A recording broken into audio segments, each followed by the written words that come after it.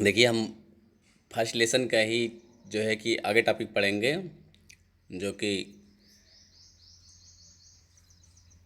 जो आपका chapter first है उसी का जो है कि टॉपिक है ध्वनि या ध्वनिकता। उसी में हम आगे पढ़ रहे थे। आगे देखिए, फिर इसमें हम जो है कि देखेंगे अनुरणन। देखिए, अनुरणन एक होता है अनुरणन काल। तो देखिए, अनुरणन क्या होता है। क्वेश्चन पूछता है कि अनुरणन या अनुरणन काल को समझाइए तथा अनुरणन काल के लिए साइबाइन के सूत्र की जो है व्युत्पत्ति कीजिए, और इस पर क्वेश्चन भी जो है कि पुट कर देता है। देखिए, तो सबसे पहले हम देखेंगे अनुरणन क्या होता है। तो भवन में ध्वनि के स्रोत, जो भवन में जो ध्वनि स्रोत हो जाता है, बंद हो जाने के बाद भी कुछ देर तक ध्वनि का सुनाई देना अनुरणन कहलाता है। जैसे कि मान लेते हैं किसी भवन में हमने जो कि आवाज़ वॉइस हमारी गई और कुछ हमने बोलना बंद करा, उसके बाद भी कुछ टाइम तक वॉइस जो है कि सुनाई देती है, जैसे वॉइस गूंज जाती है। आप देखते हैं कि ध्वनि क्या करती है, टकरा करके अगर फिर हमें पुनः वही ध्वनि सुनाई देती है, तो इसी को हम बोलते हैं अनुरणन। अब देखिए, अनुरणन काल क्या होता है। ध्वनि स्रोत के बंद होने के क्षण से उसकी ध्वनि न सुनी जाने योग्य होने के क्षण के समय को, या हम कह सकते हैं ध्वनि स्रोत बंद कर देने पर जितने समय तक ध्वनि सुनाई देती है वह समय उस कक्ष का अनुरणन काल कहलाता है। देखिए, आप या तो ये डिफिनेशन लिख सकते हैं जो हमने यहाँ से लिखा है, कहते हैं यहाँ से लेकर के, या तो हमने जहाँ या लिखा हुआ ये वाला डिफिनेशन भी आप लिख सकते हैं कि ध्वनि स्रोत बंद कर देने पर जितने समय तक ध्वनि सुनाई देती है वह समय क्या कहलाता है, अनुरणन काल कहलाता है। देखिए, आपको हम यहाँ पर जो है कि आप ये भी नोट कर सकते हैं, या हमने लिखा है अनुरणन काल की डिफिनेशन। अब देखिए, क्वेश्चन इसमें इसी में पूछ देता है कि अनुरणन काल के लिए साइबाइन का सूत्र। तो देखिए, किसी बंद कक्ष का अनुरणन काल हमने मान लिया टी है, तो कक्ष के आयतन जो अनुरणन काल होता है, देखिए कक्ष के आयतन के जो है समानुपाती होता है, और जो कक्ष में रखी गई कुल वस्तुएं हैं उनके अवशोषक के व्युत्क्रमानुपाती होता है, यानी टी प्रोपोर्शनल 1/a। अब देखिए, साइबाइन का आप डायरेक्ट यहाँ पर सूत्र लिख सकते हैं। टी बराबर होता है, यानी टी का है अनुरणन काल है, टी बराबर 0.165v बाई क्या है, ए है। अब देखिए, जहाँ पर हमने बताया आपको कि टी क्या है, अनुरणन काल सेकेंड में होता है इसका मात्रक, और वी क्या है, कमरे का आयतन घन मीटर में होता है। और ये जब विभिन्न पदार्थों के धरात्म द्वारा कुल अवशोषण, जैसे देखिए क्या होता है कि मान लेते हैं कि हमने जो हमारी ध्वनियाँ होती हैं, कुछ चीज़ें जो होती हैं अवशोषित ध्वनि, कुछ ध्वनि हो या अवशोषित भी हो जाती है। जैसे मान लेते हैं हमने कोई पर्दा लगा रखा है, या कोई जो है कि चटाई बिछा रखा है, तो इस तरह से हमारी ध्वनि क्या होती है कि रूम में जो है अवशोषित भी कर ली जाती है। अब देखिए, एक मोस्ट इम्पॉर्टेंट है क्वेश्चन, पूछता है भवनों की ध्वनिकता से आप क्या समझते हो। क्वेश्चन पूछता है भवनों की ध्वनिकता से आप क्या समझते हो, या भवनों की ध्वनिकता किसे कहते हैं। और इसमें पूछ देता है कि हमें जो है कि किस किस बिंदुओं पर जो है कि ध्वनिकता में किस किस बिंदुओं पर ध्यान देना चाहिए। तो देखिए, भवनों की ध्वनिकता क्या होती है। किसी भवन, हॉल या ऑडिटोरियम की सफलता इस तथ्य पर निर्भर करती है कि उसमें दिया गया भाषण, गाया गया गाना अथवा संगीत कितनी अच्छी तरह से श्रोताओं को सुनाई पड़ता है।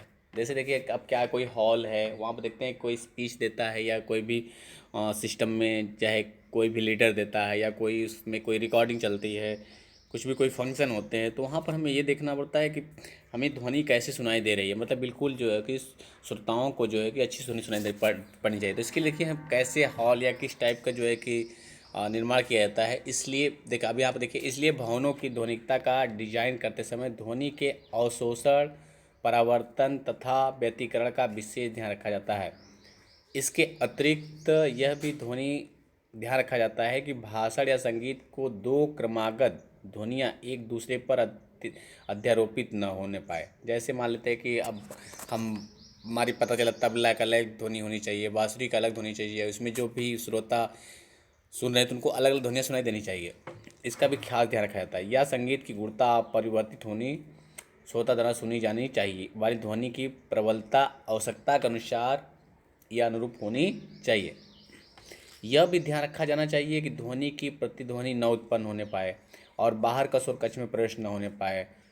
इस सब के मतलब पूर्ति के लिए हमें जो है कि निम्न बिंदुओं पर ध्यान देना पड़ता है। तो किसी चीज़ को आप ऐसे भी नोट्स कर लीजिएगा, ये मोस्ट इम्पॉर्टेंट है। ये जो है आपका भवन की ध्वनिकता मोस्ट इम्पॉर्टेंट है, आप इसे नोट कर लीजिएगा। देखिए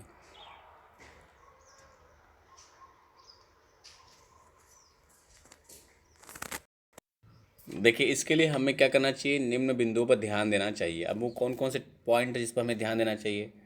देखिए क्या है पॉइंट पहला, कि भवन में ध्वनि का अनुरणन काल न तो बहुत अधिक हो और न ही बहुत कम हो।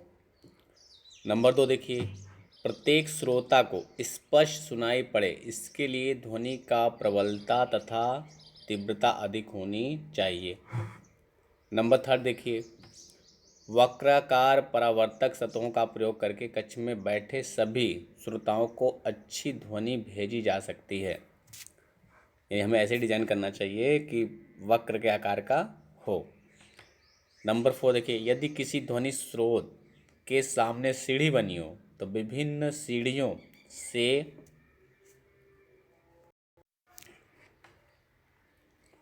देखिए, यदि किसी ध्वनि स्रोत के सामने सीढ़ी बनी हो तो विभिन्न सीढ़ियों से क्रमानुसार प्रतिध्वनियाँ सुनाई पड़ेगी। प्रतिध्वनियों को कम करने के लिए सीढ़ी पर क्या करना पड़ेगा, मोटा कपड़ा डाल दिया जाता है। जैसे भी हमने आपको बताया कि इनके द्वारा जो क्या होती है, कपड़ जो चटाई हो गई हमारी, कोई मोटा पर्दा हो गया, इसके द्वारा ध्वनि क्या कर ली जाती है, अवशोषित कर ली जाती है। और देखिए फिर नेक्स्ट नंबर, भवनों की अनुनाद आवृत्ति समांतर 20 हर्ट्ज से भी कम होती है, अतः इसका कोई अप्रिय प्रभाव नहीं पड़ता। अब देखिए क्वेश्चन ये भी मोस्ट इम्पॉर्टेंट है कि प्रतिध्वनि तथा अनुरण में अंतर बताइए। ये भी जो है इम्पॉर्टेंट टॉपिक है।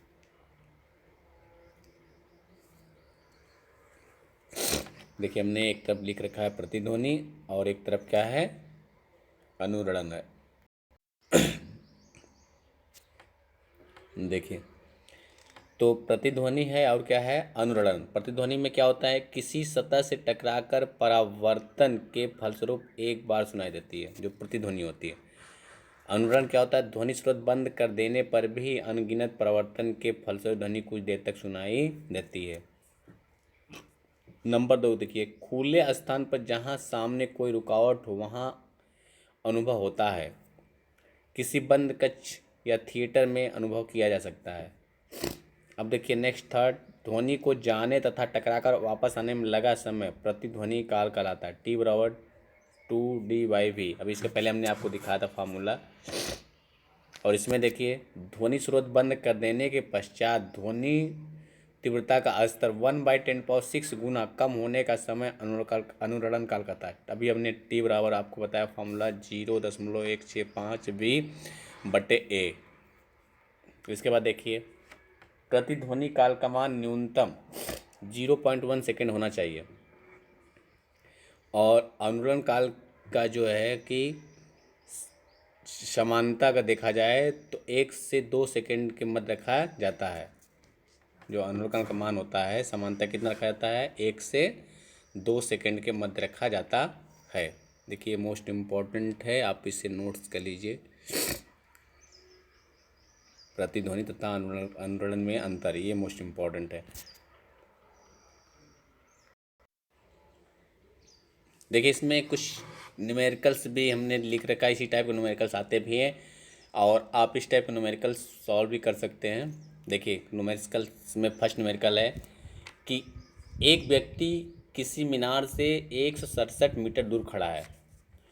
यदि ध्वनि की चाल 334 मीटर प्रति सेकंड हो तो व्यक्ति को गोली चलाने के कितने सेकंड बाद प्रतिध्वनि सुनाई पड़ेगी। देखिए इसके लिए आपको जो चीज़ दिया पहले हम दिया डिस्टेंस दिया हुआ है, व्यक्ति जो है कि मीनार से कितना दूर खड़ा है। इसके बाद v की वैल्यू दिया 300 स्पीड दिया हुआ ध्वनि की 334 मीटर पर सेकंड और टाइम पूछा हुआ। देखिए इसके लिए हमने आपको फॉर्मूला बताया था। यदि व्यक्ति गोली चलने के 30 समय बाद प्रतिध्वनि सुनता है तो v बराबर, ये देखिए फॉर्मूला मैंने बताया था 2d/t। अब यहाँ से t बराबर क्या हो जाएगा, t की वैल्यू का v यहाँ चला आएगा, t बराबर 2d/v हो जाएगा। अब वैल्यू यहाँ पर देखिए रख दिया गया है। अब यहाँ पर 2 और d का मान कितना है, 167 मीटर दूर खड़ा है और v की वैल्यू, इसकी वैल्यू v की वैल्यू कितनी, 334 मीटर। इसको देखिए सॉल्व करेंगे तो 334 मल्टीप्लाई करेंगे, 334/334 बराबर 1 सेकेंड। यानी कहने का मतलब हो गया कि 1 सेकेंड बाद प्रतिध्वनि सुनाई देगी। देखिए ये मोस्ट इंपॉर्टेंट क्वेश्चन, ऐसे ही क्वेश्चन जो है कि पूछ देता है इसमें। तो आप लोग न्यूमेरिकल पर खास करके ध्यान दीजिएगा। मैं न्यूमेरिकल इस टाइप में आपको आगे लेकर चल रहा हूँ और ऐसे ज्ञान आपको दिया भी है किताब में। आप थोड़ा कुछ ऐसी टाइप के न्यूमेरिकल्स देख लीजिएगा। देखिए नेक्स्ट है क्वेश्चन, किसी कक्ष का कुल अवशोषण 560 OWU। देखिए जो OWU होता है इसे हम बोलते हैं ओपन विंडोज यूनिट। यदि इस कक्ष के भीतर, देखिए ये है ना ओपन विंडोज यूनिट, कितना है 560 है।